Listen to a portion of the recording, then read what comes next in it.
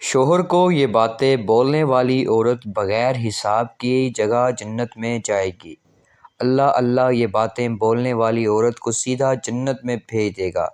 اگر آپ ایک عورت ہیں تو ضرور یہ باتیں اپنے شوہر کو بولا کریں، پھر سیدھا جنت میں۔ بسم اللہ الرحمن الرحیم۔ السلام علیکم ناظرین۔ دنیا کا بہترین خزانہ نیک بیوی ہے۔ جب شوہر اس کو دیکھے تو وہ شوہر کو خوش کر دے، جب اس کو کوئی حکم دے تو اس کی اطاعت کرے، اور جب وہ گھر سے باہر ہو تو اس کی حفاظت کرے۔ عورت رب کریم کا خوبصورت ترین تحفہ ہے۔ کائنات میں رنگ و نور عورت کی وجود سے ہے۔ اسلام میں عورت ماں، بہن، بیوی اور بیٹی ہر لحاظ سے معزز اور محترم ٹھہری ہے۔ عورت کا فطری تقدس، پاکیزگی اور اس کی ناسوانی حرمت صرف اور صرف اسلام کے مرہون منت ہے۔ 34 میں حکم ربانی ہے، بس جو صالح عورتیں ہیں وہ اطاعت شمار ہوتی ہیں اور مردوں کے پیچھے اللہ کی حفاظت اور نگرانی میں ان کے حقوق کی حفاظت کرتی ہیں۔ حدیث مبارکہ میں آیا ہے کہ نبی کریم صلی اللہ علیہ وآلہ وسلم نے فرمایا، بہترین بیوی وہ ہے جو تم اسے دیکھو تو تمہاری جی خوش ہو جائے، جب تم اس کی بات کا حکم دو تو وہ تمہاری اطاعت کرے، اور جب تم گھر میں نہ ہو تو وہ تمہارے پیچھے تمہاری مال کی اور اپنے نفس کی حفاظت کرے۔ شیخ الاسلام امام ابن تیمیہ نے لکھا ہے کہ نیک عورت حقیقت میں وہی ہے جو اپنے شوہر کی اطاعت و فرمانبرداری پر پیشگی پر تھے۔ اللہ اور اس کے رسول کا حق ادا کرنے کے بعد شوہر کے حق سے بڑھ کر کوئی حق نہیں رہ جاتا۔ نیک عورت سرمایہ ہے، قیمتی متاع ہے، دولت کو حفاظت سے رکھا جاتا ہے، دوسروں سے سنبھال کر چھپایا جاتا ہے۔ نیک عورت اگر شادی شدہ ہے تو جنت میں اپنی جنتی شوہر کے ساتھ رہے گی اور شوہر کو ملنے والی حوروں کی سردار ہوگی، اور اللہ تعالیٰ اس عورت کو ان سب سے حسین و جمیل بنائیں گے، اور میاں بیوی آپس میں ٹوٹ کر محبت کرنے والے ہوں گے۔ عورت جنت میں اس شوہر کے ساتھ رہے گی جس نے دنیا میں اس کے ساتھ اچھے اخلاق کا برتاؤ کیا ہو، اور وہ شوہر جس نے عورت پر ظلم کیا ہوگا، اس کو تنگ کیا ہوگا، اس عورت سے محروم رہے گا۔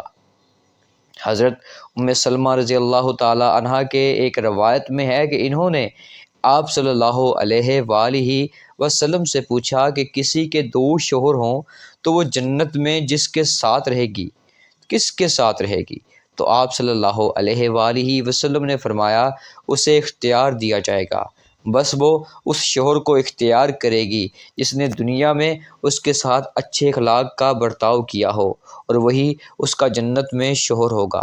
ام سلمہ اچھے اخلاق والے دنیا و آخرت کی بھلائی لے گئے۔ عورت کا اصل دائرہ عمل اس کا گھر ہے۔ اس کو کسی دائرے میں رہ کر اطمینان کے ساتھ اپنے فرائض انجام دینے چاہیے، اور گھر سے باہر صرف بضرورت ہی نکلنا چاہیے۔ ایک مرتبہ نبی رحمت کی خدمت میں ایک عورت حاضر ہو کر عرض کرتی ہے کہ یا رسول اللہ صلی اللہ علیہ وآلہ وسلم، تلاوتوں کی طرف سے آپ کے پاس واضح بن کر آئی ہوں۔ میں یہ جاننا چاہتی ہوں کہ اللہ تعالیٰ نے جہاد کو مردوں پر فرض کیا ہے، اگر وہ کامیاب لوٹتے ہیں تو اجر و ثواب پاتے ہیں، اور اگر شہید ہو جاتے ہیں تو اللہ کے یہاں انہیں روٹی دی جاتی ہے۔ مردوں کا یہ مرتبہ ہے، اور ہم عورتوں کا کیا حال ہے کہ ہم بس ان کی نگاہ داشت کرتی ہیں؟ ہمیں اس پر کیا اجر ملے گا؟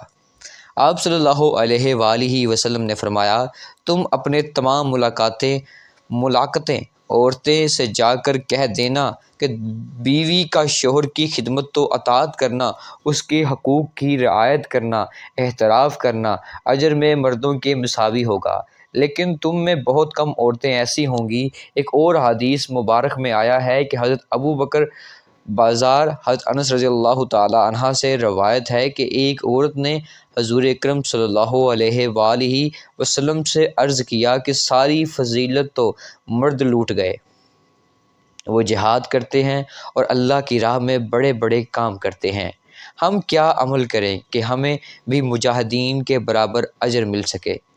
تو آپ صلی اللہ علیہ وآلہ وسلم نے فرمایا کہ تم میں سے گھر میں بیٹھے گی تم میں سے گھر میں بیٹھے گی وہ مجاہدین کے عمل کو پارے گی۔ مجاہدین اللہ کی راہ میں مصائب و تکلیف برداشت کرتے ہیں، گھر کے آرام و سکون کو ترک کر کے دن رات یکسوں ہو کر جہاد کرتے ہیں، ہجرت کر کے وطن سے دور رہتے ہیں۔ گھر میں ٹک کر رہنے والی عورت اعلیٰ مقام حاصل کرتی ہے۔ حضرت امام جعفر صادق رضی اللہ تعالی عنہ کے پاس چند عورتیں آئیں، آ کر کہنے لگی، اے نواسہ رسول صلی اللہ علیہ وآلہ وسلم، کیا کوئی ایسا عمل بھی ہے جس کے کرنے سے مرتے وقت روح آسانی سے نکلے، روح نکلتے وقت تکلیف نہ ہو، خاتمہ ایمان پر ہو، مرتے وقت کلمہ پڑھتے مرے، اندھیری روشن ہو جائے، بابر جنت کے باغوں میں سے باغ بن جائے، کوئی ایسا عمل بھی ہے؟ حضرت امام جعفر صادق رضی اللہ تعالی عنہ نے فرمایا، اے اسلام کی مقدس شہزادی، عورت کے منہ سے نکلے یہ جملے اللہ تعالیٰ کو بہت ہی زیادہ پسند ہیں، اور سنو، اللہ تعالیٰ کے پسندیدہ کام کرنے والی عورت جب مرتی ہے تو قبر سے سیدھا جنت میں چلی جاتی ہے، بغیر حساب و کتاب کے جنت میں چلی جاتی ہے۔ جو عورت اللہ تعالیٰ کی پسندیدہ کام سر انجام دیتی ہے۔ عورتوں نے پوچھا، اے نواسہ رسول صلی اللہ علیہ وآلہ وسلم، بتائیے تو صحیح وہ جملے کون سے ہیں؟ حضرت امام جعفر صادق رضی اللہ تعالی عنہ نے فرمایا، پہلا جملہ بیوی کا شوہر کے سامنے حلال رزق طلب کرنے والا جو جملہ ہے، اللہ تعالیٰ کو بہت ہی زیادہ پسند ہے۔ حلال رزق طلب کرنے والی بیوی، حلال رزق مانگنے والا یہ جملہ ہے جو بیوی اپنے شوہر کو کہتی ہے کہ میرے سرتاج، میرے گھر میں لے کے آنا تو حلال کا لقمہ لے کے آنا، میرے گھر میں لے کے آنا تو حلال کا رزق لے کے آنا۔ سنو، حرام رزق میں اپنی اولاد کو نہیں کھلاؤں گی، کیونکہ یہ جو حرام رزق ہے یہ حرام نوالا ہے، میری اولاد کی آنکھوں سے حیا چھین لے گا، شرم چھین لے گا، غیرت چھین لے گا۔ میں اپنی اولاد کو بے حیا نہیں بنانا چاہتی، اپنی اولاد کو بے غیرت نہیں بنانا چاہتی۔ میرے گھر میں اگر رزق لے کے آنا تو حلال کا رزق لے کے آنا۔ ایک صحابیہ کا اولاد دینے والا واقعہ ملاحظہ فرمائیں۔ ایک غریب صحابی تھا، روزانہ محنت مزدوری کرنے کے لیے صبح سویرے گھر سے باہر نکل جاتا، روزی کی تلاش میں نکل جاتا، شام کو روزی کر کے واپس گھر میں آ جاتا، خود بھی کھاتا، اپنی غریب بیوی کو بھی کھلاتا۔ ایک دن یہ حسب معمول گھر سے باہر نکلا، سارا دن کھاک چھانتا رہا، پورا دن روزی تلاش کرتا رہا، مزدوری تلاش کرتا رہا، اسے کوئی مزدوری نہ ملی، خالی ہاتھ شام کو واپس گھر آ گیا۔ گھر میں کھانے کے لیے کچھ بھی نہیں، خالی ہاتھ، خالی پیٹ، شوہر اور بیوی سو گئے، بھوکے سو گئے، صحابی اور صحابیہ بھوکے سو گئے۔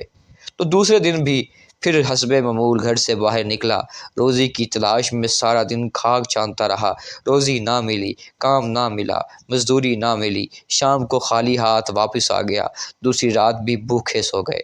جب تیسرا دن آیا، تیسرے دن بھی صحابی عورت حسب معمول اپنے شوہر کو دروازے تک لے گئی، رخصت کرنے کے لیے پھر دعاؤں کے ساتھ، نیک تمناؤں کے ساتھ، دعاؤں کے ساتھ شوہر کو رخصت کیا۔